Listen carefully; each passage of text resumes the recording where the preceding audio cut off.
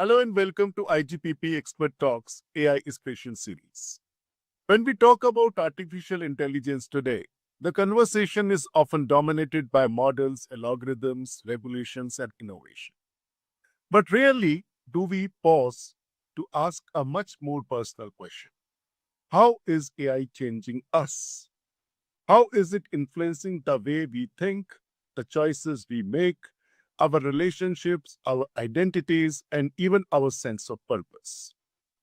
And these are not questions that can be answered by science alone.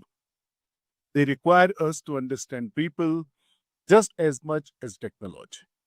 They demand insights from psychology, governance, philosophy, and ethics because the future of AI will ultimately be shaped not only by what machines are capable of, but by how societies choose to live with them. Our guest today has dedicated her work to exploring precisely this intersection. Rather than asking what AI can do, she asks what AI is doing to us as individuals, as organizations, and societies. Her work challenges us to look beyond isolated technological risks and recognize that we are navigating a much larger digital transformation where psychological, ethical, and governance challenges are deeply interconnected. It is therefore a privilege to welcome Ms. Clarke-Joell, founder and CEO of CKC Cares Group, where she advises organizations, governments, and senior leaders on the human impact of AI and digital transformation. She is also the co-founder and chief disruption officer at the TLC group of companies. Alongside her advisory work, she teaches and assesses AI governance at leading institutions, including the London School of Economics and VPP University, bringing together research, practice, and policy to build more resilient and human-centric approaches to AI governance. Welcome, Shravan, to the IGPP Expert Talks, and thank you so much for taking time out for it. We come to you with my first question. Your work brings together two fascinating fields, artificial intelligence and psychology. You often refer to it as intersection of AI psychology. Could you begin by explaining what AI psychology is and why understanding this dimension of AI is becoming increasingly important for individuals, organizations, and societies as a whole? Absolutely. Thank you so much for having me, Dr. Manish. It's great to have this conversation. And it's such an important one, as you mentioned in the introduction. AI psychology, I see that as the study of the relationship between humans and intelligent systems, how we shape technology, how technology shapes us, and what happens psychologically, behaviorally, and socially as that relationship continues to develop. A great deal of AI governance, of course, looks at what systems do, right? And so my work really focuses, as you mentioned, on the human dimensions of digital transformation.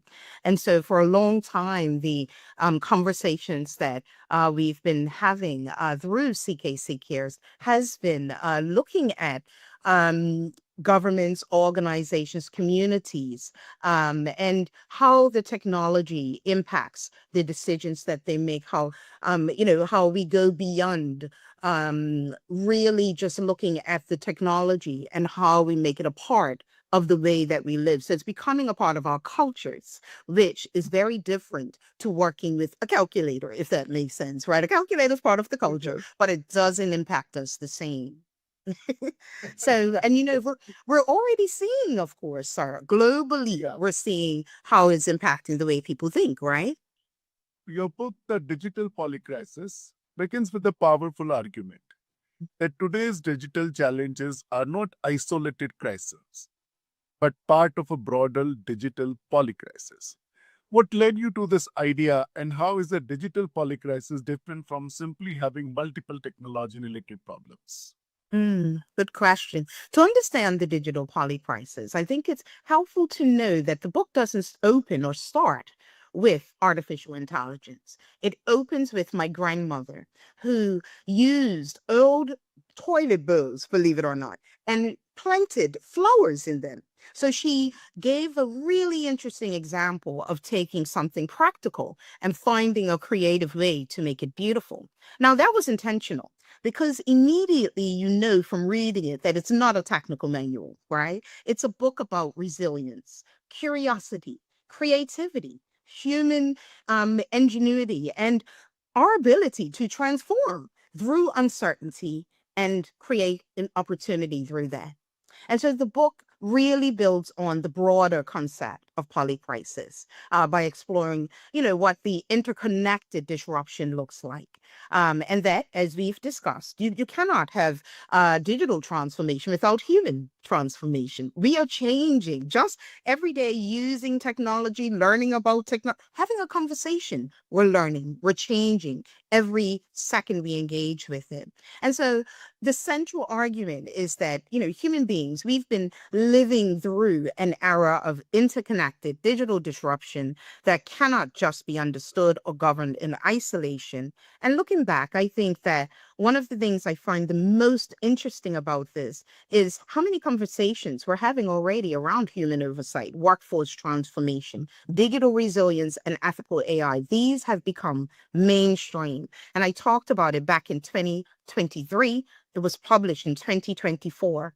And so though the book has covered those points, what's important about it, it doesn't end there. It's the conversation continues. And I think that what's really important about it is it demonstrates both that digital. So how do we get here when it comes to the web, the internet? And where do we go from here when it comes to humanity? So collaboration, celebrating and supporting, scaffolding other human beings, leaning back on being resourceful, staying grounded in our religion, in our values, in our morals. These are the things, no matter what happens, this isn't new, sir, right? We keep coming around to this like a hamster on a wheel. We always act surprised, like, oh my goodness, is this the end? No, it's not the end, but it does mean we need to come together and get back to groundedness. So looking back, I mean, my grandmother was teaching something much bigger. And, she, of course, you can imagine, she took some flack for having a toilet bowl in her garden. Family were embarrassed and all sorts. May she rest in peace. But she was firm, and this is what she wanted to do. And she took something that we would frown upon, right? And she turned it into something beautiful. Tourists would stop and take pictures with her toilet bowls. It became something that the local newspaper wrote about, and it became something pretty popular. Not popular where other people started it, but it certainly opened the door to thinking more creatively, as opposed to just sitting with our lack of resources at times. No, I think the way our institutions and families and people in our families have interacted with different aspects of everyday life, it's really fascinating. Now, one of the most compelling concepts in your book is the zone of disrupted identity. What exactly it is, and what are the early signs that someone may be entering this zone?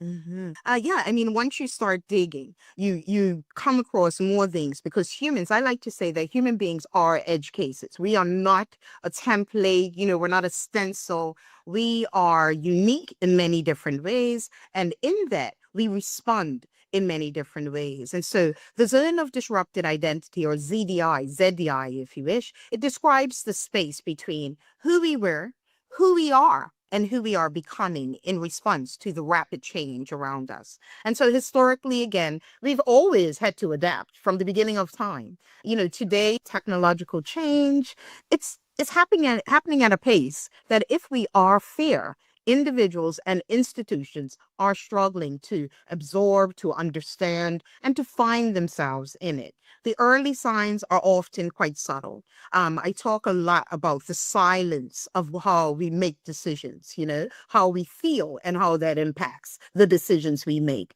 But where it gets a bit more serious in the way that the world is going is we have to defend it. We have to be able to defend the choices we make, the way we impact other people, the governance we do or do not do. We have to defend it. My background comes from data protection. I was the first Assistant Privacy Commissioner in Bermuda for Policy and Governance. And then I went on and opened the Office for Innovation, AI, and Emerging Tech. And the whole way through, it's about the people. It's still about policy. It's still about governance. It's still about procedures. It's still about supporting individuals. So people may start to question their relevance or value.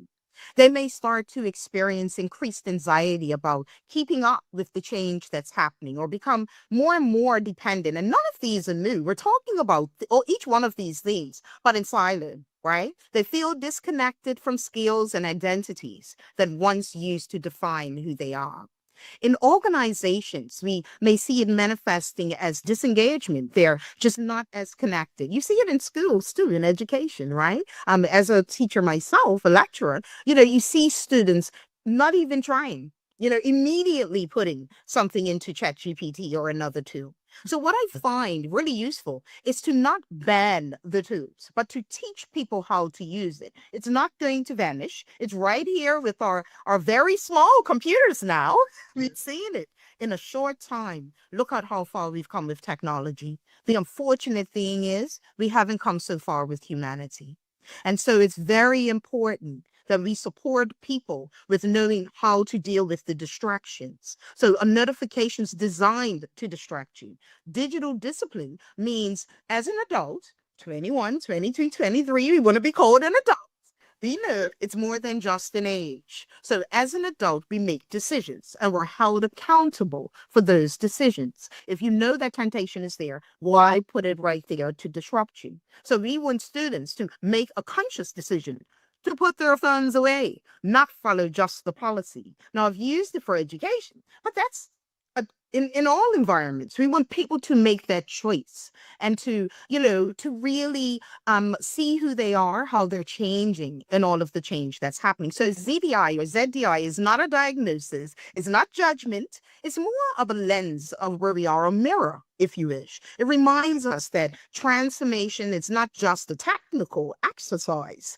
This is something that shifts how we ask questions, how we understand ourselves, and how we contribute to the change. What we don't want is to give up on humans and feel like, we can't explain it, so let's use the AI. What we need to do is make sure that we're giving people a fair opportunity to learn, to grow, to be aware, to develop, and to evolve. We cannot have digital transformation, I say it again, without human transformation. But I must want to come from what you have just said. I want to come to you when we talk about institutions in terms of family or education, schools, and anybody around us, definitely the technology is making a lot of change in our lives, particularly. And if you look at it as parents, it's one of the most challenging realm where we are facing the issues of technology.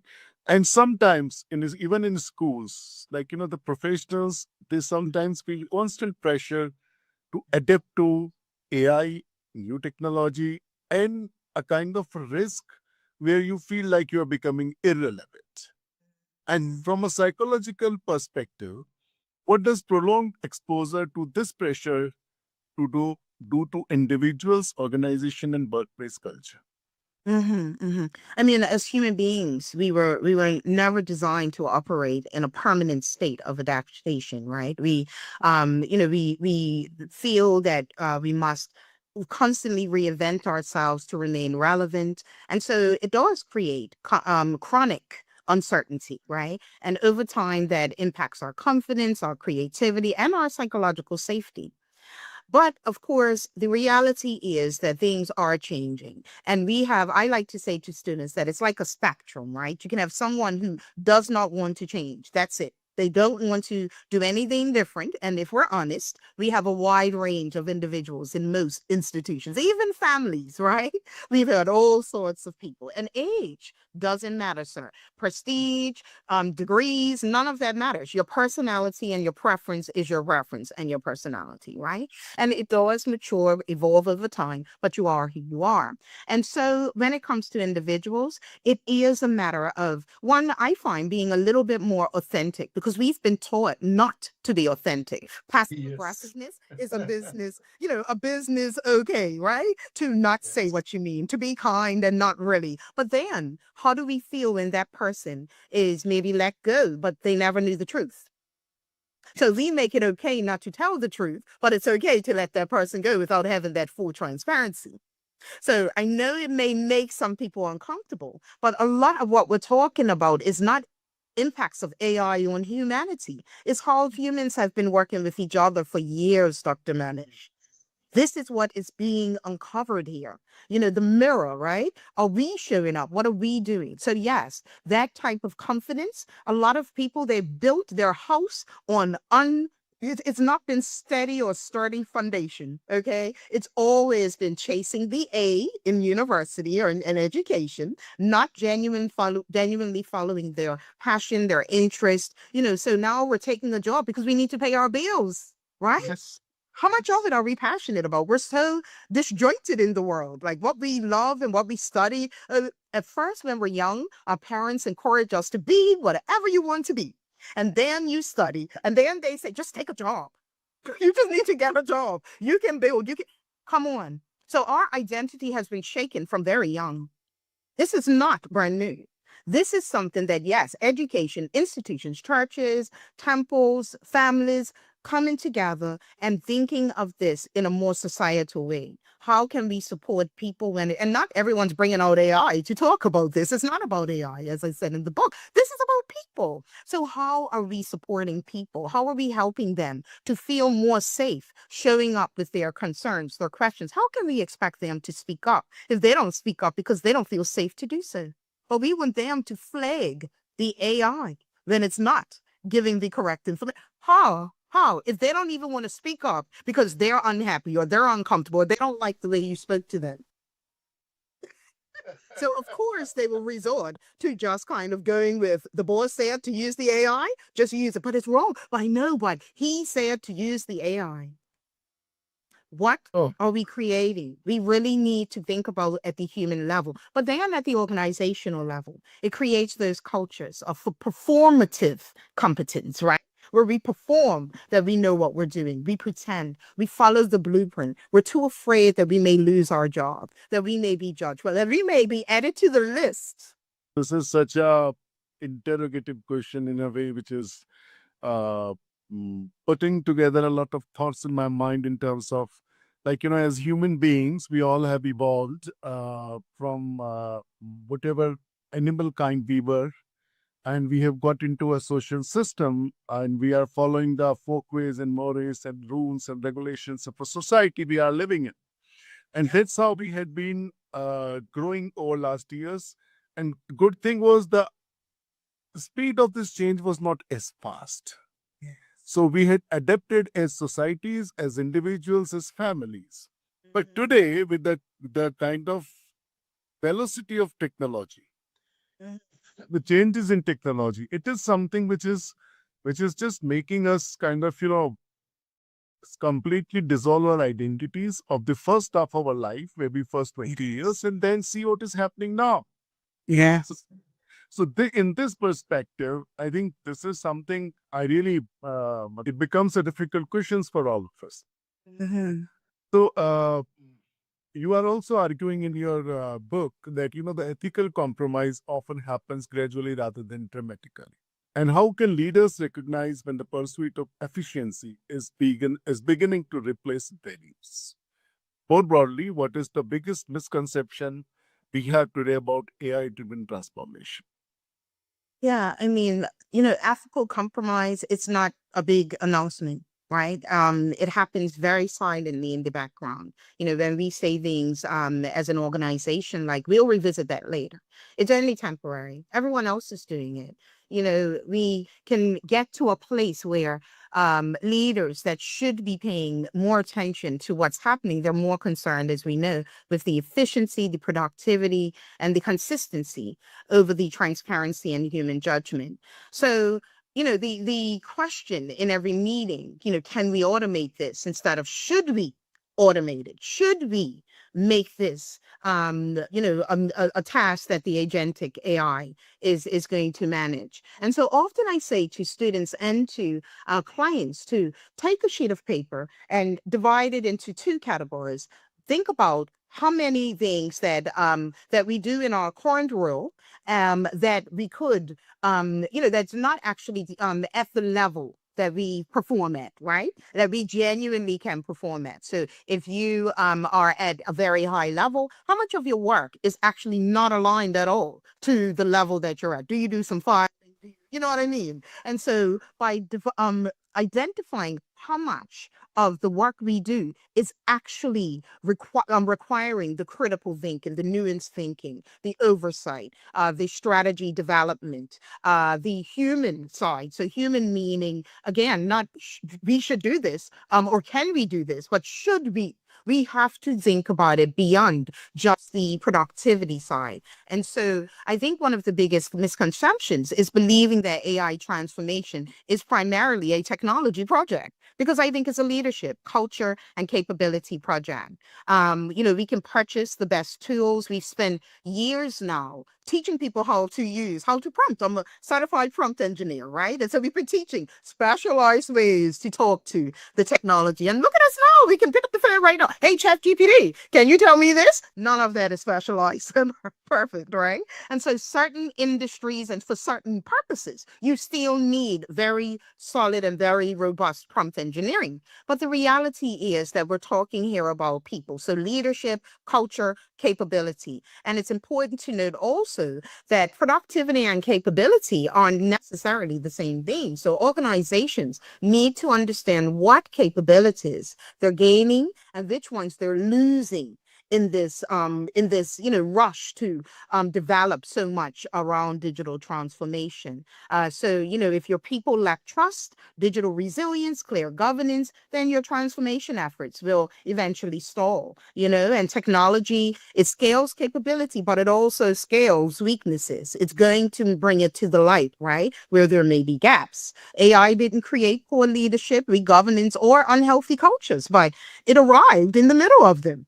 And so now we have to. And so it's not one of those situations where we have to have all the answers overnight. I'm a strong believer in breathable compliance, breathable policy, procedure, training, awareness, repeat. As things are changing, go back to your policy. In a practical sense, have we covered this in the policy? When you're looking at that policy, don't just think about your organization. Maybe you're not using AI, but are you working with a third party that absolutely is using AI? Now you need to build that into your policy for transparency. So it is an activity that it's not a once and done. Governance has never been a once and done. It's always something that could easily drift, right? And so a big part of what I've been talking about a lot on LinkedIn, as you may have seen, is drift literacy, giving people the language of what drifting means, right? So whether it's decision drift, capability drift, or even knowledge drift. So, you know, what what we are just talking about is more of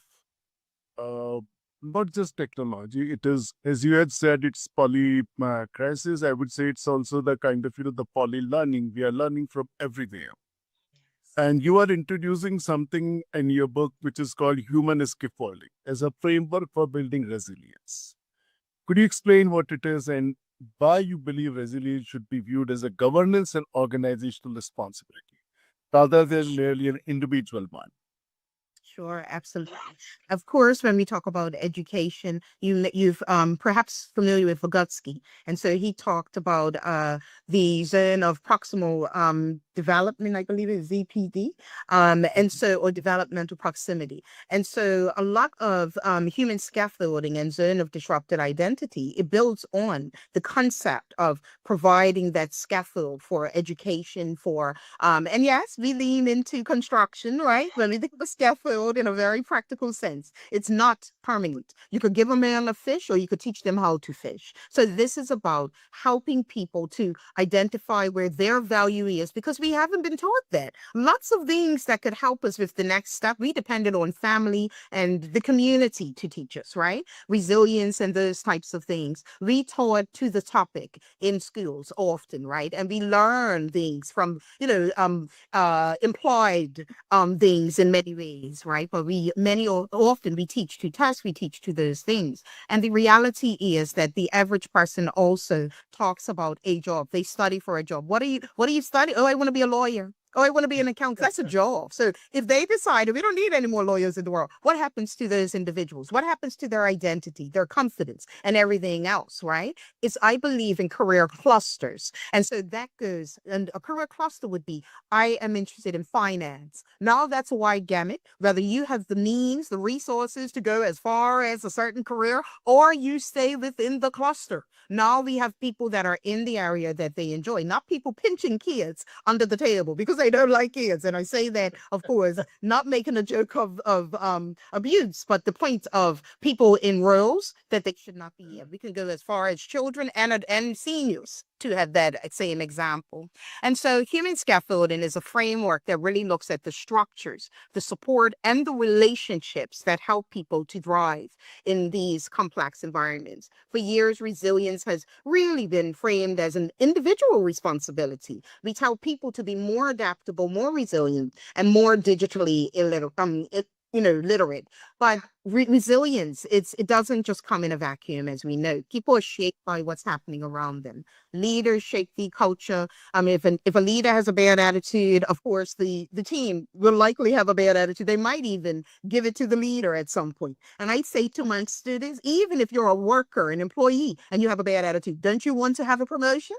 So when you're promoted, you've already taught everyone how they should treat leadership, right? So again, that accountability for how we show up as an individual is important. So human scaffolding, it really asks us a key question. What structures are we putting in place to support people through the change? If an organization introduces transformative technologies without providing adequate support, training, and governance, that's not the individual's failure. That is a systems failure. And so resilience should be viewed as a shared infrastructure that we can build together. And so human scaffolding is about ensuring people are not abandoned while we build in this space. I think this is I'm really finding this is so interesting because if I'm looking at it from a little I would say academic sociological perspective, what Max Weber has told us about the Industrial Revolution and why, because of the Protestant ethics and the spirit of capitalism, where he talks about how the religion as an institution is transformed and provided human beings a kind of a scaffolding which we are talking about. I think we are in a state as of now today where the technology, particularly the kind of cultures, the kind of exposure to we have everything around. This is what you are talking about. Human scaffolding is becoming the biggest challenge. Now, as an individual, this is very, very difficult because we are constantly exposed to so many of cultures and things around. Plus, we always have a constant pressure of being efficient, doing things. Now, this is such a big, I would say, I don't think it can be just an individual responsibility. Yeah, no, it isn't.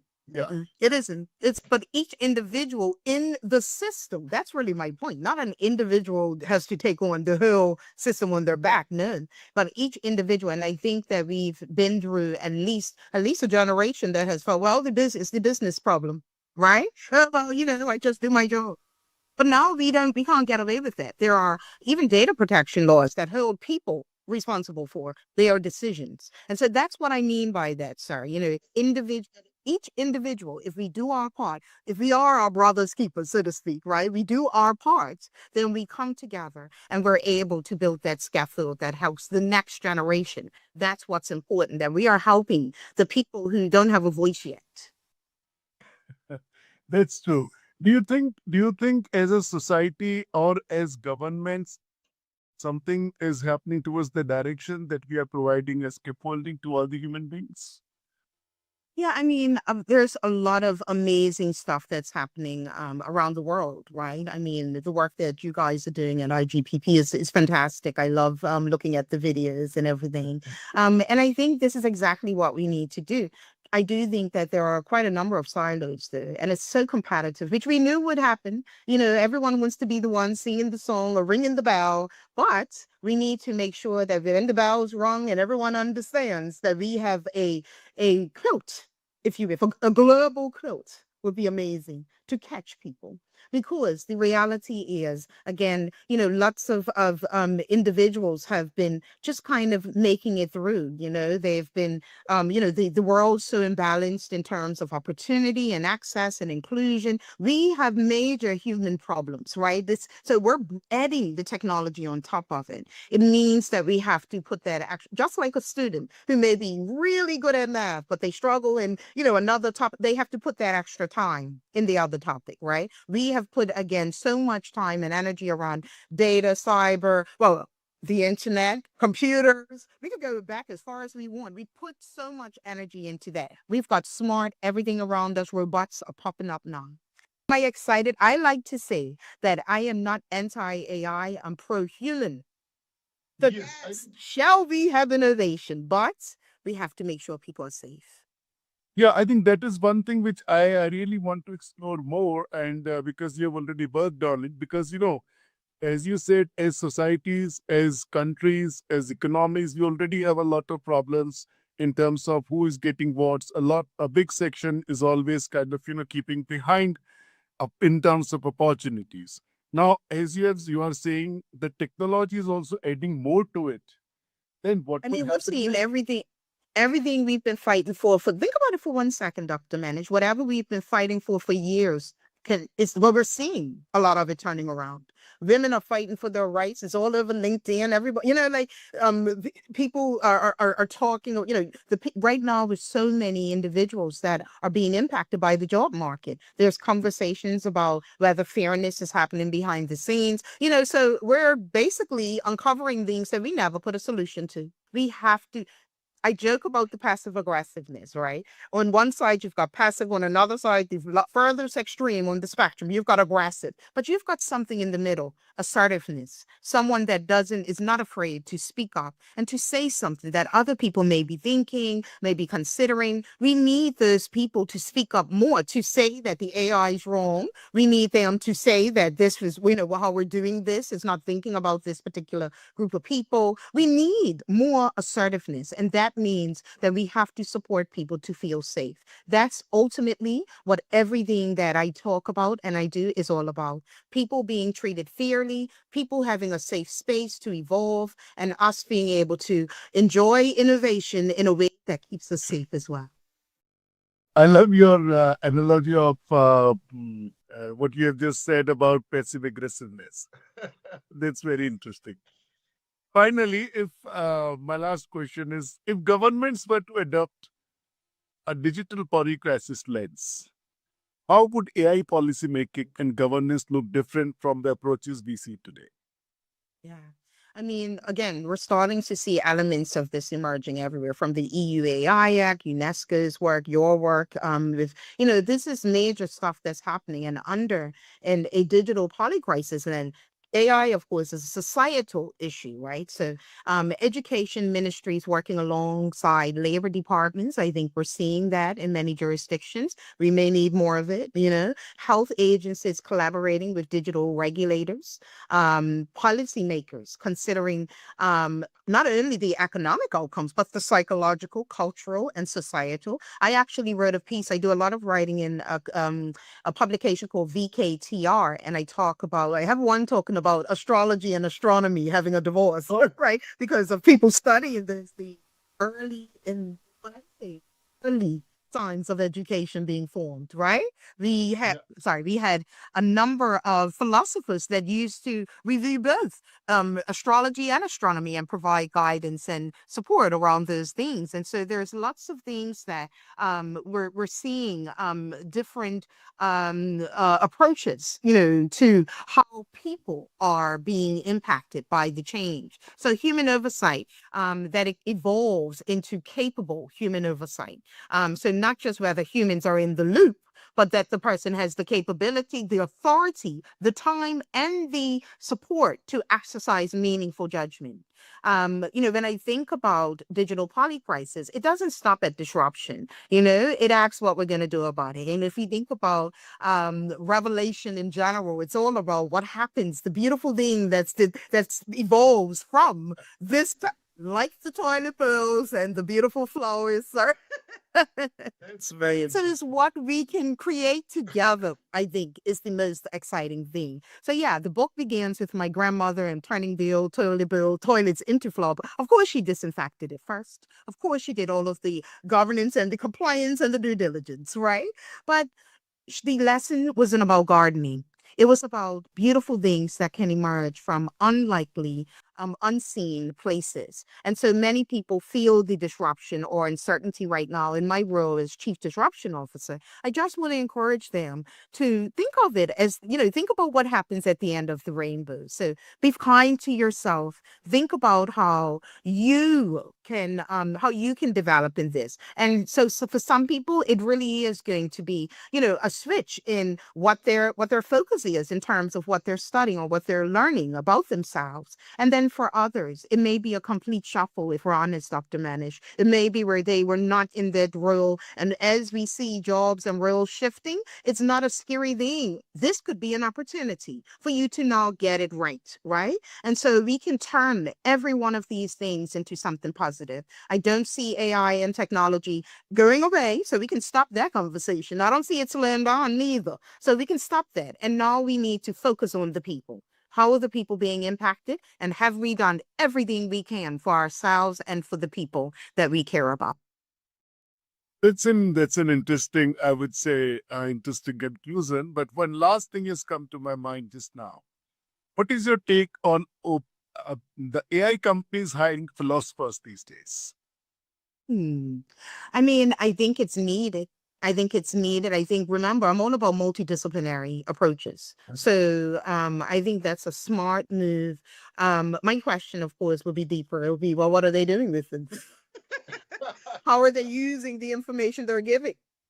Right? I want to know deeper things, right? But the idea of working together, I think, and I teach my students this, again, I have students from different countries, and sometimes, they feel a little uncomfortable. They don't know that person or they don't get, but I have them understand that we are living in a world with globalization. You could work with someone that you don't agree, their religion's different. It doesn't matter. You're here for a purpose. And you don't have to ever be pregnant to have empathy for a pregnant woman, if that makes sense, right? And so we have to learn empathy. We have to be able to defend what ethics means. It's not just a term or what someone says, it's on a spectrum. One person may think they're being highly ethical, where someone else, the reasonable person, Dr. Manish, may say that you are not being ethical.